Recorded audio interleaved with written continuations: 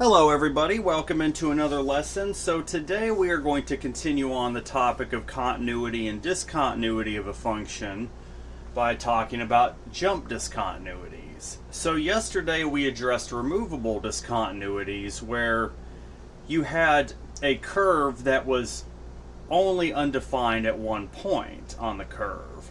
It looked continuous except for you had a hole, the removable discontinuity. Then we even showed you how to remove a discontinuity. Well, jump discontinuities are different in the fact that one, they can't be removed. Unfortunately, there's nothing you can do to remove them, but jump discontinuities are such that you have a function, a graph of a function coming from one way, and it reaches a certain value, and then at that same value it takes over another branch and goes another way. This is just some arbitrary graph here of some function to illustrate a jump discontinuity. It's called a jump discontinuity because it jumps. Right here at x equals 2, it jumps from a y value of 2 to 4. Now, the difference is here, when x equals 2, you see that the y value is also 2. So it is defined there if you approach from the left, but then if you approach from the right, it gets to a y value of 4. And it's not defined from the right because you have an open circle instead of a solid dot at y equals 4 when x equals 2. So these limit problems are very big for jump discontinuities. In fact, let's take the limit of this function as x approaches 2 from the left. So the limit as x approaches 2 from the left, if I trace along this graph coming from the left for this function, it's going to be 2. That's my left-handed limit. Now what about the right-handed limit? So let's take the right-handed limit of this function. If I approach x equals 2 from the right, so I'm tracing along this curve to the right, I'm approaching a y value of 4. So we can see the left-handed limit's 2, the right-handed limit's 4. Since those don't match, that means the general limit fails to exist. So the limit as x equals 2 itself of this function does not exist due to that jump discontinuity. Another common question you're also going to get with jump discontinuities is simply, what is f of 2? So what would f of 2 be in this case? Well, notice you have two branches of this graph. It can't be both 4 and 2. It is defined at 2, it's not defined at 4. And not to mention, if you try to do the vertical line test, if it was defined at both 2 and 4, it wouldn't be a function. It would fail the vertical line test. But you see a solid dot when at y equals 2 for when x equals 2. That solid dot is where it's defined at. That means f of 2 in this case equals 2. Another question you may get is this function continuous from the left or the right? Well, how do you answer that? You have to go by, again, where is this function defined? It's defined on the left branch because f of 2 equals 2, but it's not defined from the right branch because though you approach 4, you don't actually get that value of 4. So this function is continuous from the left.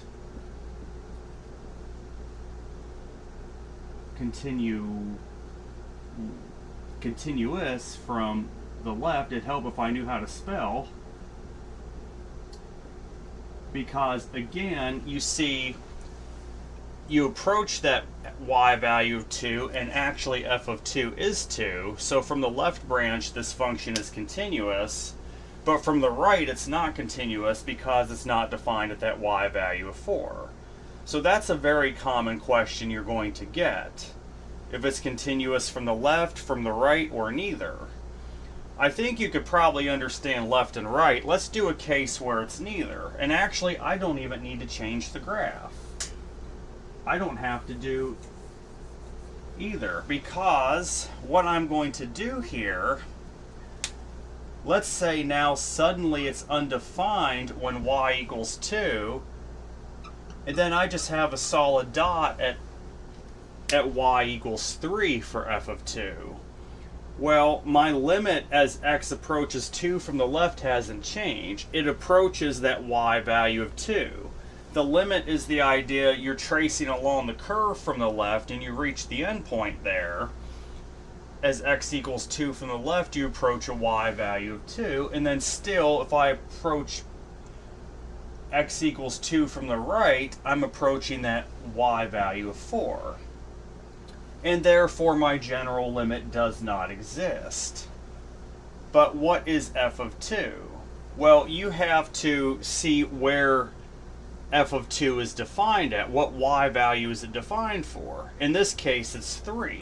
It's defined for a y value of 3. Because that's where the solid dot is. And then when y is 2 and 4, it's not defined there. So f of 2 equals 3 in this case. Now another question is it continuous from the left, right, or neither? Well, if you trace from the left, it's not continuous because it's not defined at y equals 2. If you trace from the right, it's not defined at y equals 4. So it's actually neither. It's not continuous either way. Yes, f of 2 equals 3, but it's not on the curve. It's outside of the curve. So in this case, it is continuous neither left nor right.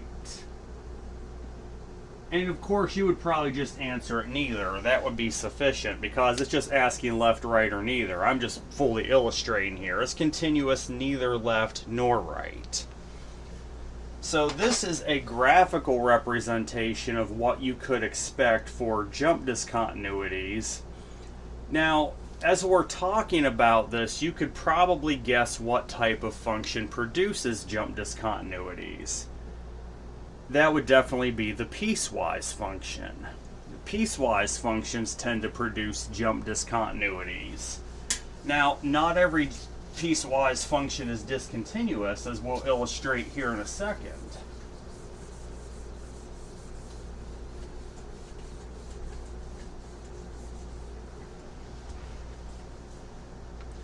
So, for example, let's do a continuous piecewise function. Let's say we have f of x equals the absolute value of x, right? That's probably the most well-known piecewise function because the absolute value of x, again, is defined as a piecewise function where f of x equals negative x when x is less than or equal to 0, and then it's defined as f of x equals positive x when x is greater than 0.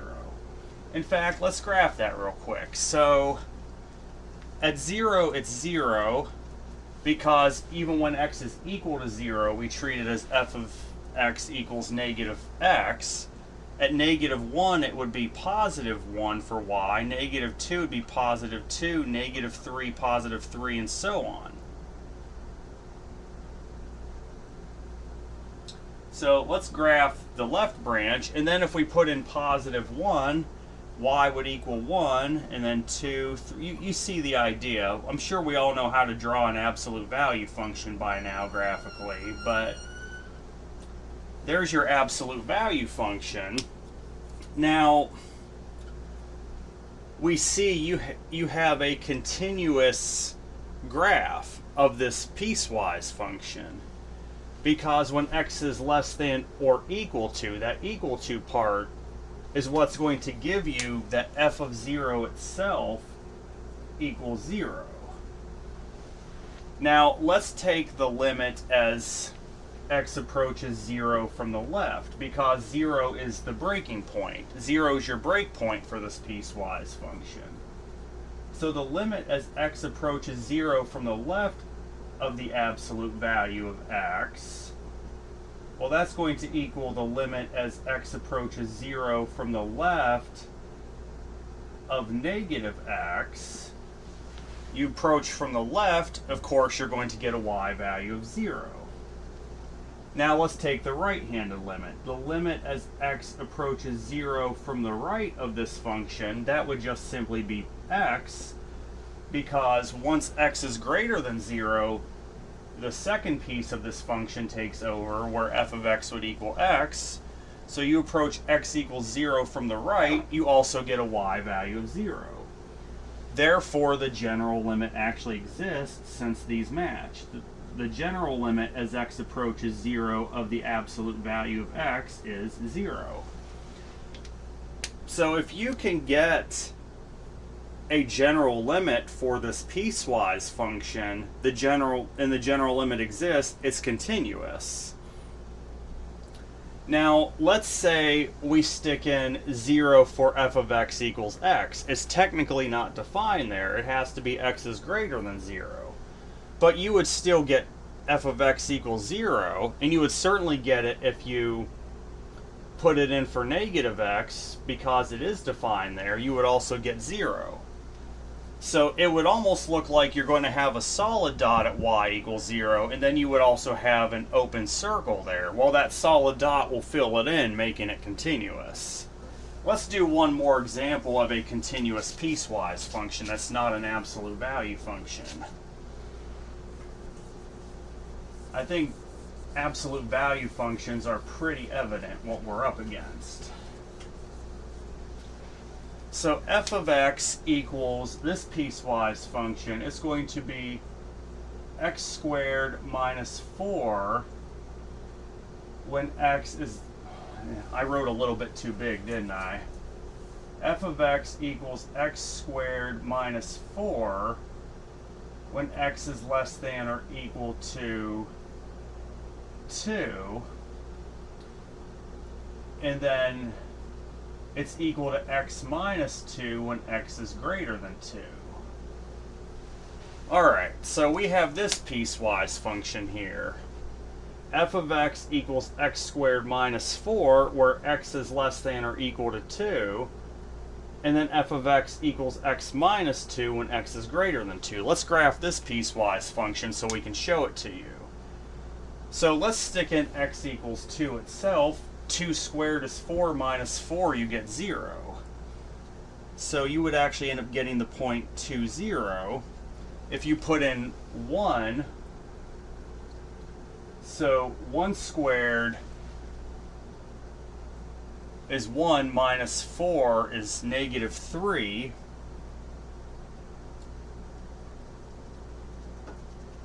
If I put in, whoops, I don't know why I did that.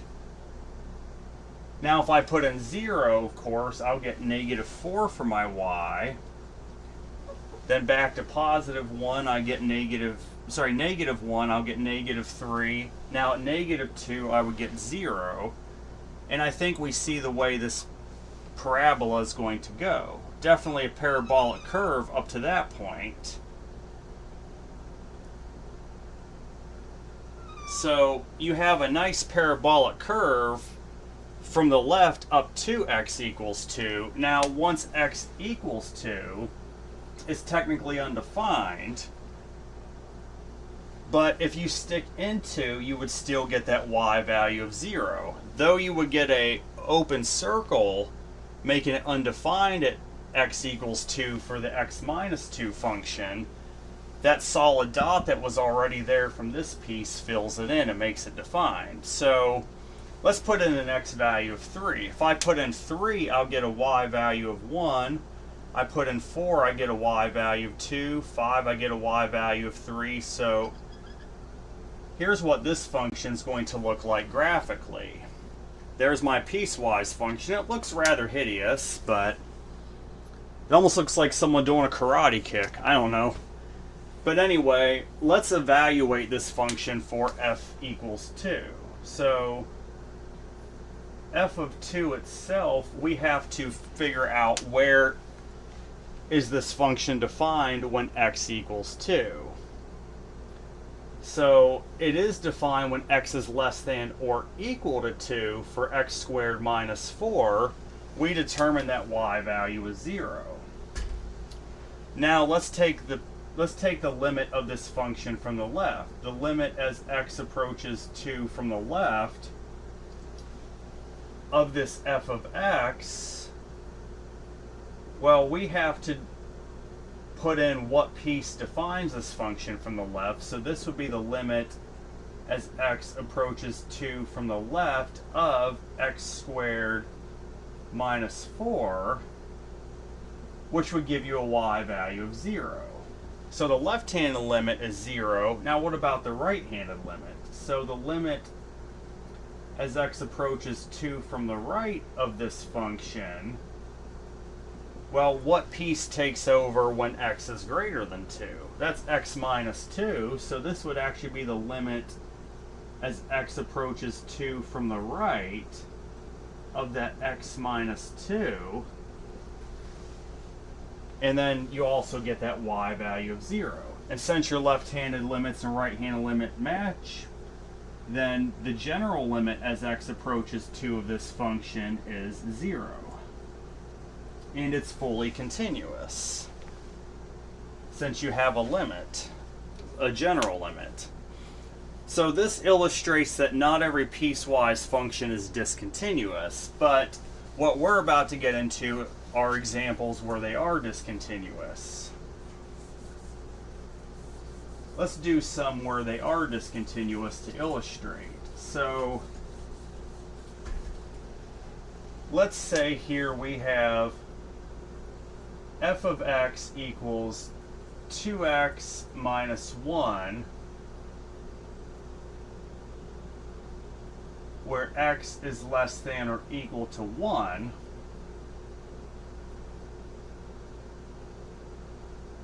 And then f of x equals 3x when x is greater than 1. We'll just do a couple linear pieces to start with. So we have this piecewise function here where f of x equals 2x minus 1, where x is less than or equal to 1, and then f of x equals 3x where x is greater than 1. Well, let me graphically show you what we're looking at. You're not going to have to graph these every problem. I'm just doing it to show you graphically. Sometimes it's easier to see the picture of what you're looking at, so always feel free to draw yourself a graph to help you out. But if you didn't want to graph it, all you have to do is take your break point, which is where x equals 1, stick those into each piece, and you should get different values for the function. So let's graph this here.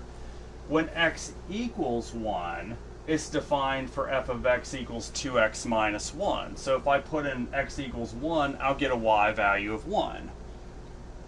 So that'd be right here. If I put in 0, I would get a y value of negative 1. If I put in negative 1, I would get negative 3. So I think you see how this function's about to be graphed.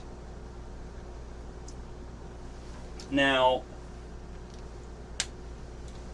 it's true that 3x is not defined for x equals 1, but we still need to put it in.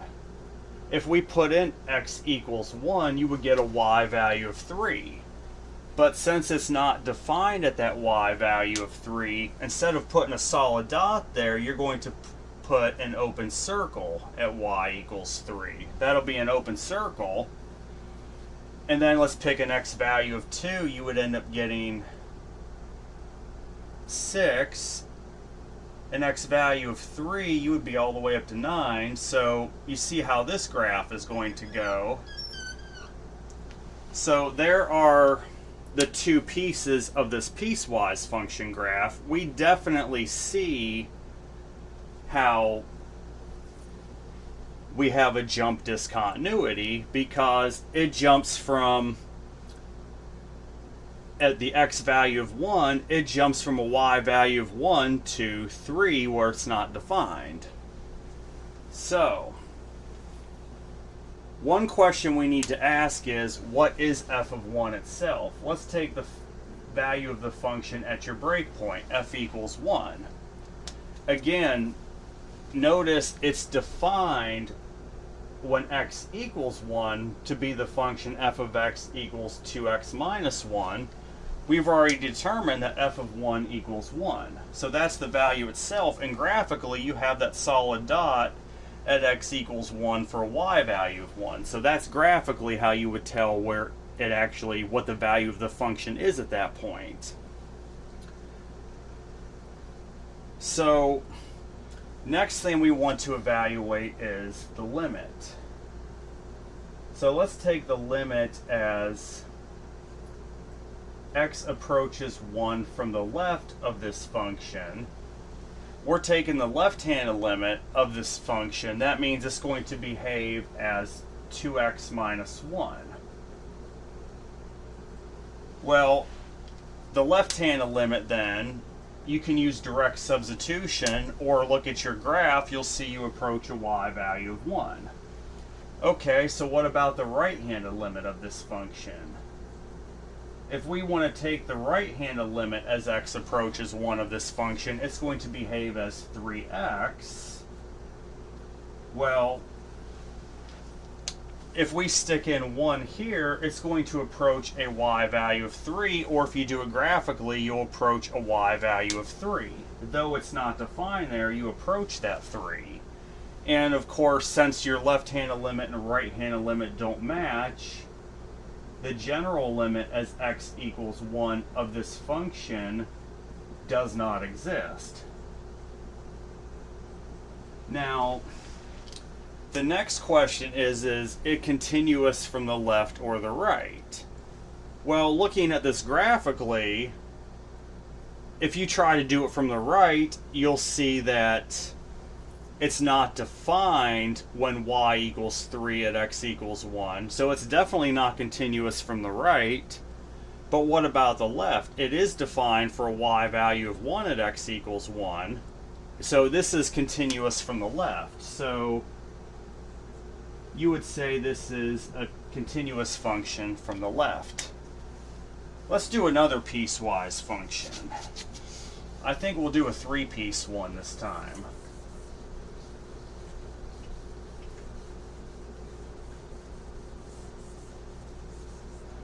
So let's do a 3-piece piecewise function. Alright, let me come up with a good example here.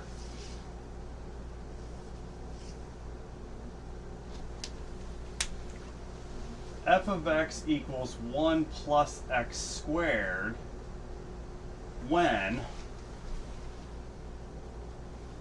x is less than or equal to 0.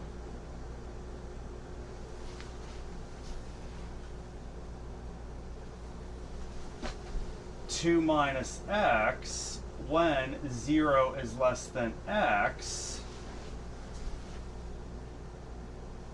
which is less than or equal to 2, and then x minus 2 squared when x is greater than 2. So we have a 3-piece piecewise function here. When x is less than or equal to 0, f of x is going to behave as 1 plus x squared. If x is between 0 and 2, and actually including 2, it behaves as f of x equals 2 minus x. And then when x is greater than 2, it behaves as f of x equals the quantity of x minus 2 squared. Well, okay. This time let's try it without graphing. So you want to find your breaking points. Let's take your breaking points here. We can clearly see then 0 is the point of breaking between 1 plus x squared and 2 minus x. So first thing I'd like to know is what is f of 0 for this function? So what's f of 0? Well, it's defined x is less than or equal to 0 for 1 plus x squared. So that's where you would actually plug in f of 0. So 1 plus 0 squared is just 1. So f of 0 is going to equal 1. You know what? Let's graph it anyway. I just thought better of it. So,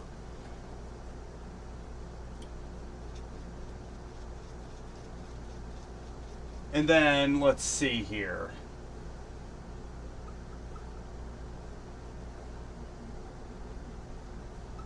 Alright, so there's going to be my graph of this parabola from where x is less than or equal to 0. Now, let's put in 0 for 2 minus x. You would end up getting a y value of 2, but you would put an open circle there since it's not defined.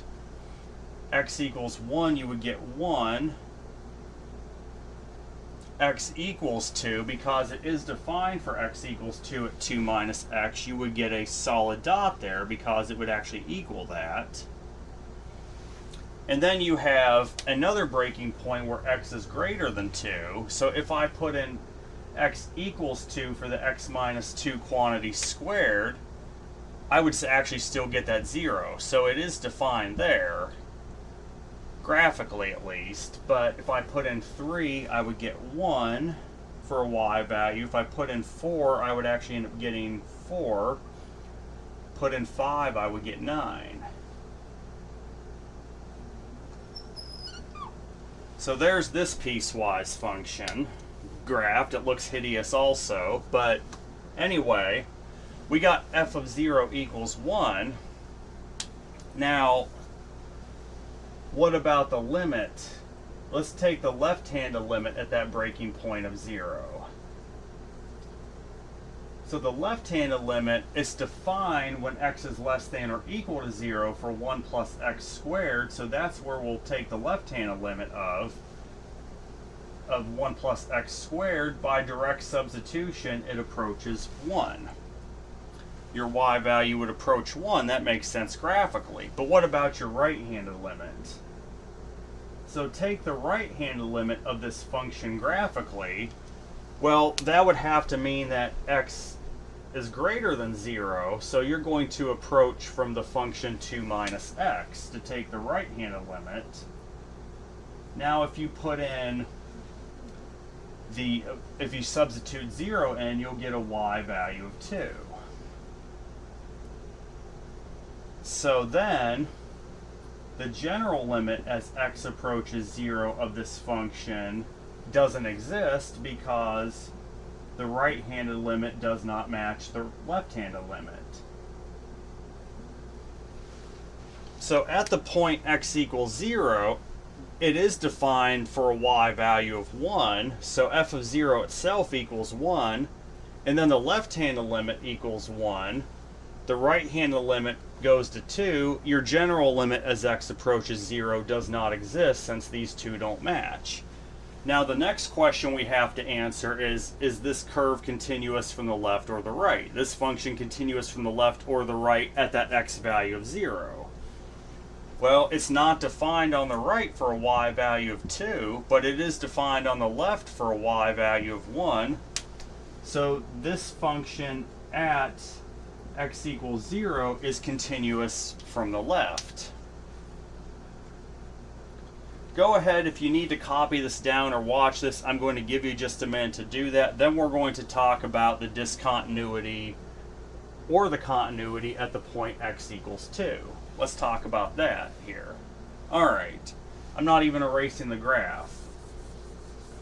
We have a second breakpoint at x equals 2, so we need to address that. So first off, let's take f of 2. If we take f of 2, where is it defined at? 0 is less than x, which is less than or equal to 2 for 2 minus x. Since this is where x equals 2 is defined, 2 minus 2 is 0. So f of 2 itself is 0. We answered that. Now the next question is, what about the limit as x approaches 2 from the left? So the limit as x approaches 2 from the left, it's defined then for 2 minus x. It's going to be the limit as x approaches 2 from the left of 2 minus x. Well, that would be 0. Now what about the right-handed limit as x approaches 2? So the limit as x approaches 2 from the right of this function, well, when x is greater than 2, it behaves as x minus 2 squared. So this will be the limit as x approaches 2 from the right of that x minus 2 quantity squared. You put in that x value of 2, you still get 0. So this means, since the left-handed limit equals the right-handed limit, that the general limit as x approaches 2 of this function actually is going to be 0. We actually do get a general limit in this case for x equals 2. And then we can see then, since the general limit exists, that means this function is actually fully continuous at x equals 2. And graphically that makes sense too. We have a solid dot which connects the 2 minus x part to the x minus 2 squared part. So both with limits and graphically, we can see that this function is continuous at x equals 2. Let's throw one more piecewise function at you.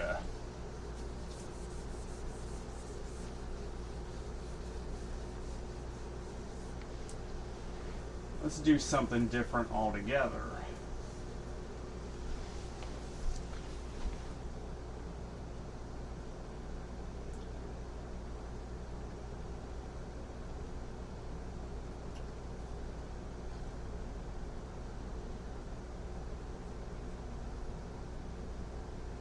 All right.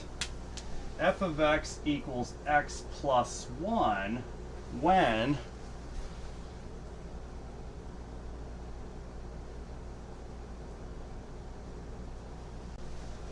x is less than or equal to 1,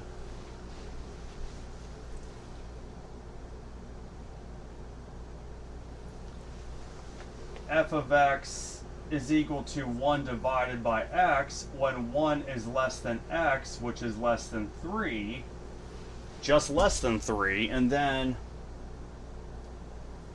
it's equal to the square root of x minus 3 when x is greater than or equal to 3. So we have this piecewise function here in 3 pieces. If we look again, we can see we have 2 breaking points.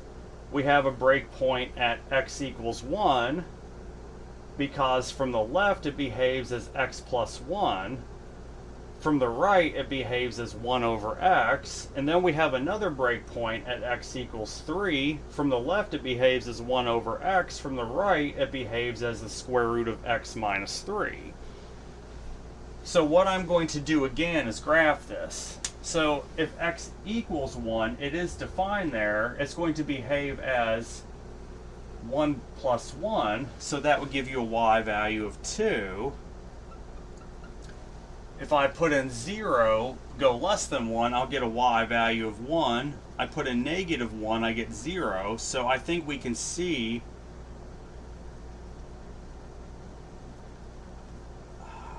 just a little off there.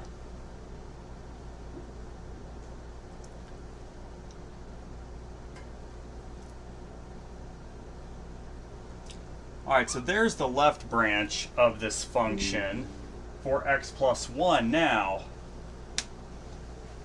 when x equals 1, if we put that in for 1 over x, well, you'll still get a y. This time you'll get a y value of 1, but notice it's not defined there because this is only for greater than 1 but less than 3. Now, what if I put in 2? I would get a y value of 1/2. I put in 3, I'll get a y value of 1/3, but it won't be defined there because it has to be for x less than 3. Now if I put in x is greater than or equal to 3, at 3 the square root of 0 is 0. 4, so 4 minus 3 square root of 1 is 1. And then, let's see, let's go all the way to 7. That'd be the square root of 4, which is 2.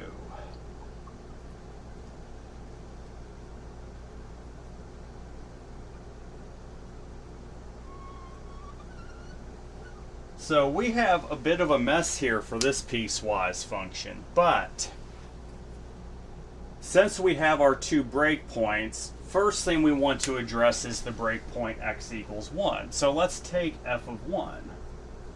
What is f of 1? Well, it is defined for x equals 1 for x plus 1, so f of 1 equals 2. Now, what about the left-handed limit? Let's take the limit as x approaches 1 from the left of this function. If we're approaching from the left, that means it's going to behave as x plus 1. So now we'll use direct substitution. You'll get a y value of 2. Now let's also take the right-handed limit as x approaches 1 of this function. If it approaches from the right, it's going to behave as 1 over x. Well, you direct substitute, you would get 1 over 1 or just 1. So that means in this case the general limit as x approaches 1 of this function does not exist.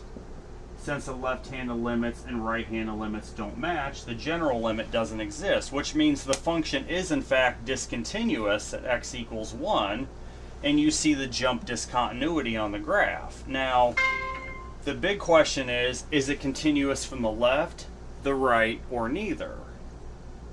It's going to be from the left because if you approach from the left, it is defined for that y value of 2. And it's definitely not from the right because it's not defined for the y value of 1. So this function is continuous from the left.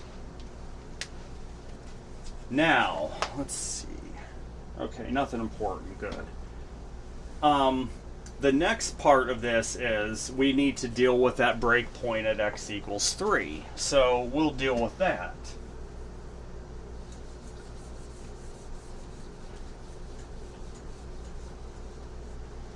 So first thing I would like to find is f of 3 itself. Well, when x equals 3, it is defined for the function f of x equals the square root of x minus 3. That would give you the square root of 0 or just 0.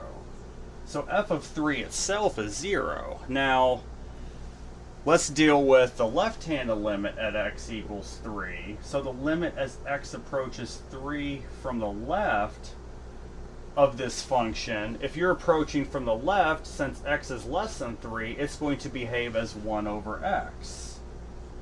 Well, we can do direct substitution. You would get a limit of 1/3. This will approach a y value of 1/3. Now, what about the right-handed limit as x approaches 3 of this function? If we're approaching from the right, that means x has to be greater than 3. It's going to behave as the square root of x minus 3. We can do direct substitution and get that the limit as x approaches 3 from the right is 0. Well, since the two limits don't match, that means the general limit as x approaches 3 of this function does not exist. Now the last question we need to answer is it continuous from the left, the right, or neither? Well, we notice it is defined for x greater than or equal to 3 for the square root function. And graphically, if you look at this, you have a solid dot for that y value of 0 for x equals 3, and it continues on to the right, so this function is actually continuous from the right at the point x equals 3. It continues on to the right, but not to the left. Okay, so I think we've seen enough graphically and function-wise how to deal with jump discontinuities and talking about their limits and breakpoints and finding the value of the function at those points. Now, we're going to do a couple of exercises here, which I'll show you in a second, but I'm going to need to take down these graph magnets temporarily. For the rest of today's lesson, at least, I will. And there's only 2 exercises like this, so we're on the home stretch here. We're almost done with the lesson.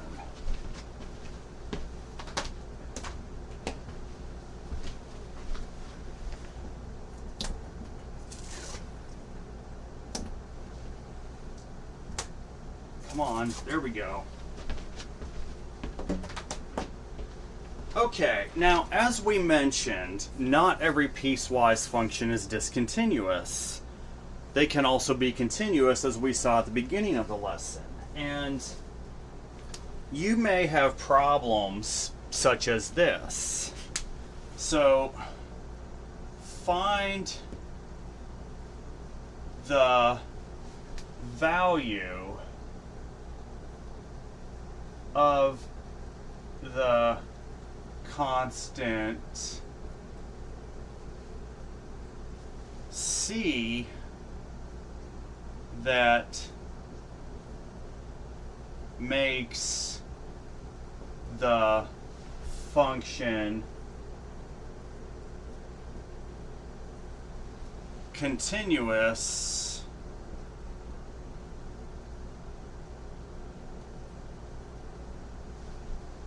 on the set of all real numbers or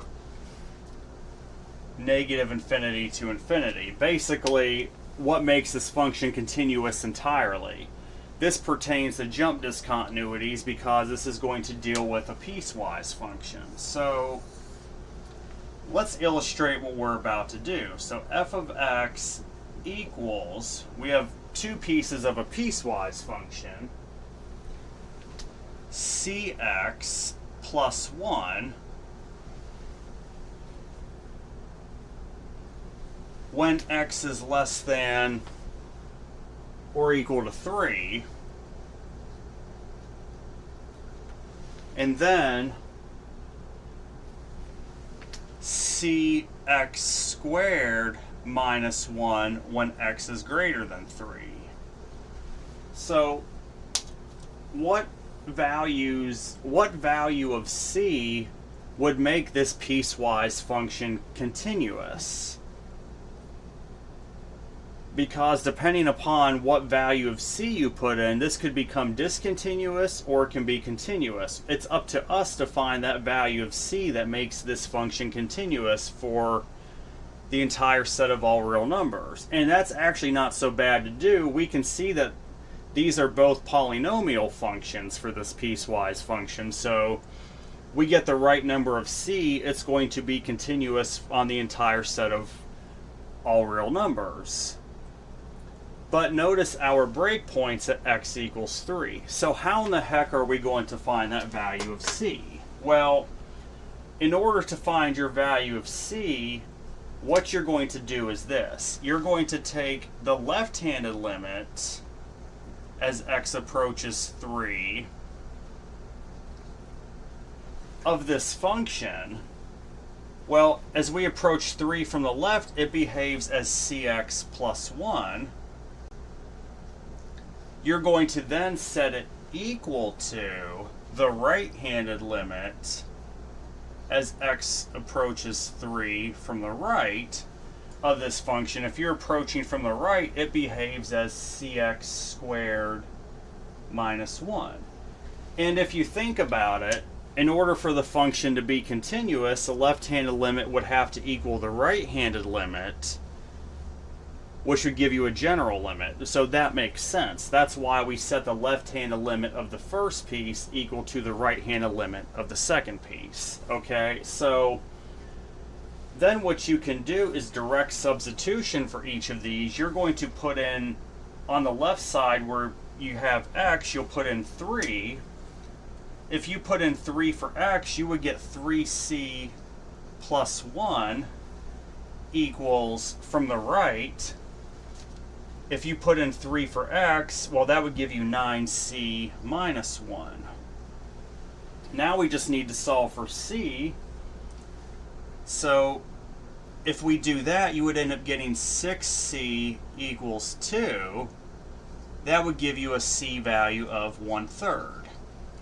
So according to our algebra here, doing the limits and then the algebra to solve for c, a value of c equals 1/3 would actually make this function continuous. And we can test that theory. So how are you going to do that then? Once you get your value of c, put in for f of x, for your piecewise function, where you see c, put in that 1/3. So this would turn into 1/3 of x plus 1, where x is less than or equal to 3.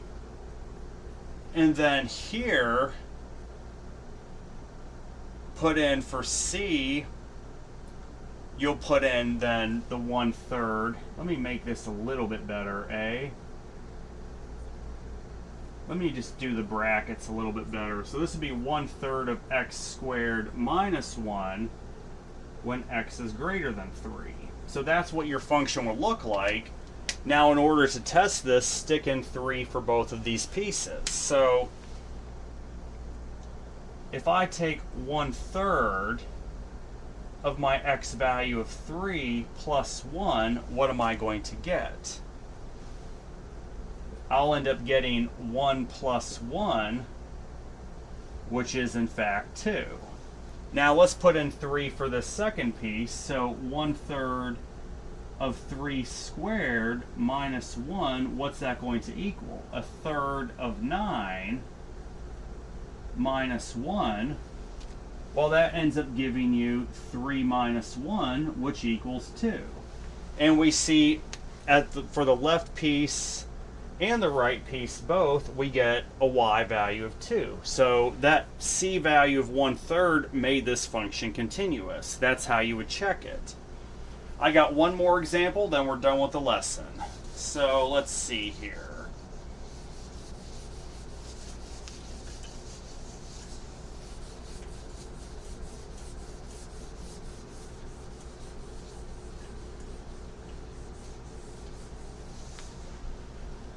Alright, so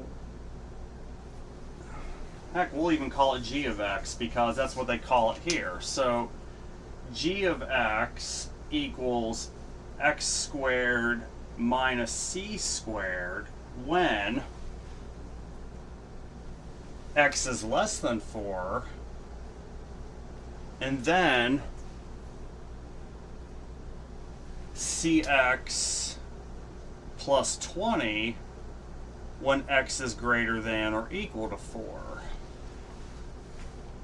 So g of x equals x squared minus c squared when x is less than 4, cx plus 20 when x is greater than or equal to 4. We want to find the value of c that would make this function continuous. So once again, what you need to do, find your breakpoint, which is x equals 4, take the left-handed limit as x approaches 4 of this function. When you approach from the left, it's going to behave as x squared minus c squared. Set that equal to your right-handed limit of this function. So the limit as x approaches 4 from the right. If you approach from the right, it's going to behave as cx plus 20. Alright, well, if we do that, then, and again, I want to emphasize that you're setting the left-handed limit of the first piece equal to the right-handed limit of the second piece, because if a function is continuous, the left-handed limit equals the right-handed limit. So what we're going to do now is do direct substitution on each side. If I put in 4 for c, I would end up getting, 4 for x, excuse me, I would get 16 minus c squared is equal to, that on the right hand side, I would end up getting 4c plus 20.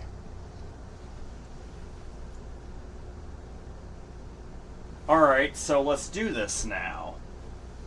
You would then, we want to solve for c, so you would end up getting c squared plus 4c plus 4 is equal to 0. Well, then what you have, of course, you have a perfect square trinomial, so this would become c plus 2 squared, and then you would just get a c value of -2. So according to this, the c value of -2 would make this function defined, would make this function rather continuous. So in order to check that, let's go ahead and